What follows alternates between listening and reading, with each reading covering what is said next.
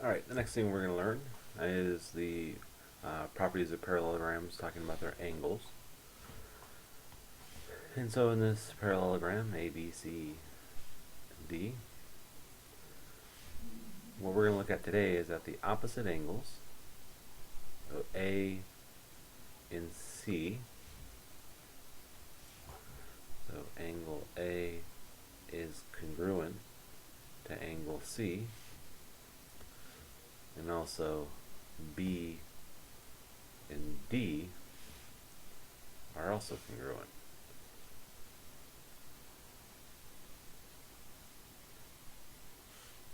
And so the third thing that we're going to learn about parallelograms is that the opposite angles are congruent.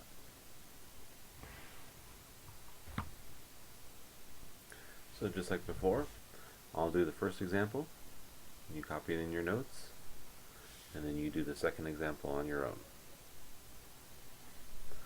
Alright, so we just learned that the opposite angles are equal. So if I know that this is 40, that means that this side, or this angle, is going to be 40. And I didn't talk about it up here, but in geometry we show that with an arc. So these two angles are congruent. So what we say is, now we write a little m with the angle symbol S.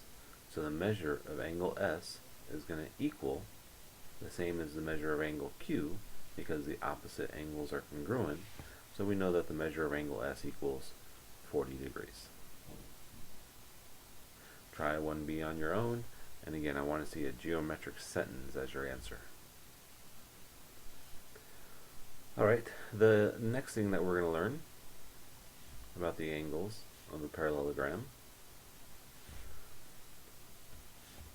we already talked about the opposite angles being equal, but now we're going to look at the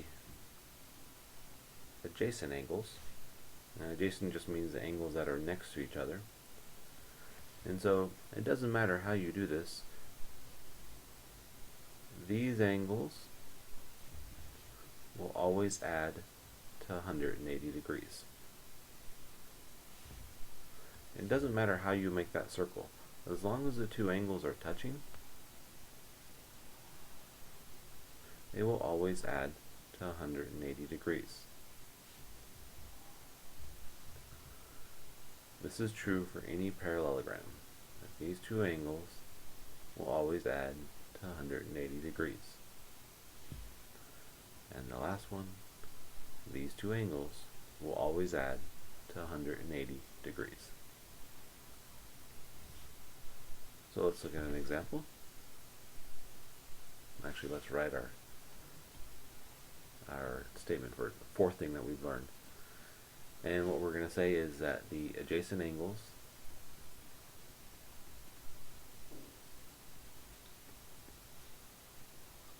add to 180 degrees.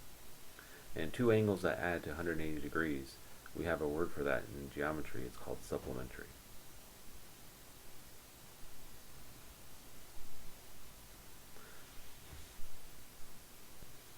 Alright, let's look at the example. We'll just call this one 2A. This one 2B. Alright, so we want to find this question mark, and I don't really like the question mark, so I'm just going to go ahead and call it X. So these two angles that touch are going to add, and they're going to equal 180 degrees. So you just write a simple equation, 79 plus X equals 180, and we solve that equation. And so whenever we solve an equation, we want the letter, the variable, by itself. And so since this is a positive 79, we do the opposite, and we minus 79 from both sides. And so these drop out, they go away, and I get X equals. And so now 180 minus 79, I have to borrow. So X equals 101 degrees. So try the same thing over here with 2B. Give you a little hint. these two things, these are the two angles that you're going to look at. And just like I set it up, these two angles are going to add to 180 degrees. Alright, the fifth thing we're going to learn about parallelograms is that the diagonals, so if I draw a diagonal here, what happens with the diagonal is since these are parallel lines, this creates a pair of alternate interior angles. And so that means that this is going to be congruent to this. And also this will be congruent to this. So the fifth thing that we need to know about the parallelograms are that the diagonals create alternate interior angles, and alternate interior angles are congruent. So let's look at an example. So this will be 3A, 3B. Alright, so we have our diagonal, and it made these alternate interior angles, and so that means that this is 28, so that means that this is also 28. And so we're going to actually name the angle because it's good practice. And so this 28 is in this angle here. So when you name an angle, you have to use the three letters on this one, because I can't say angle F. If I said angle F, I wouldn't know if I was talking about this top one, this bottom one, or the whole thing. And so you actually have to use three letters. And so we're going to say the measure of angle, and you start at one of the ends, you go towards the middle, and you finish at the other end.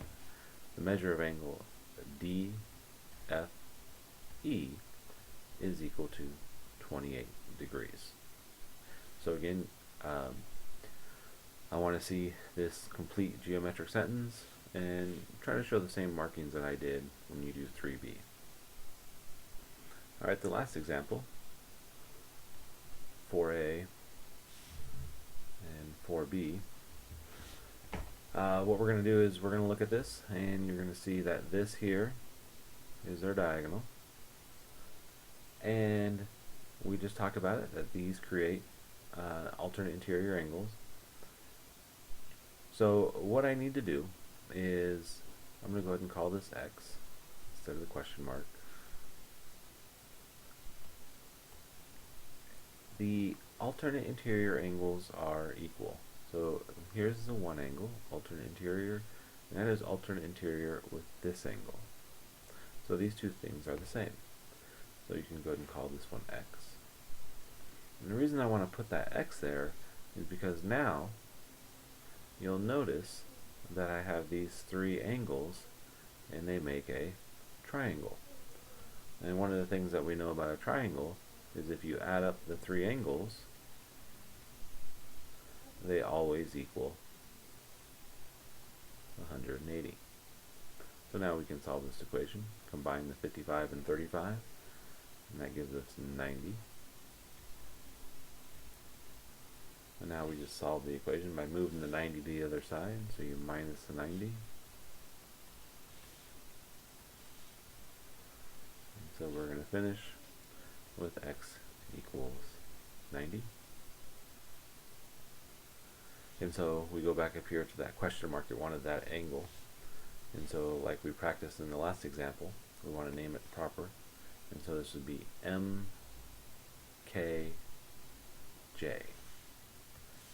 So the measure of angle MKJ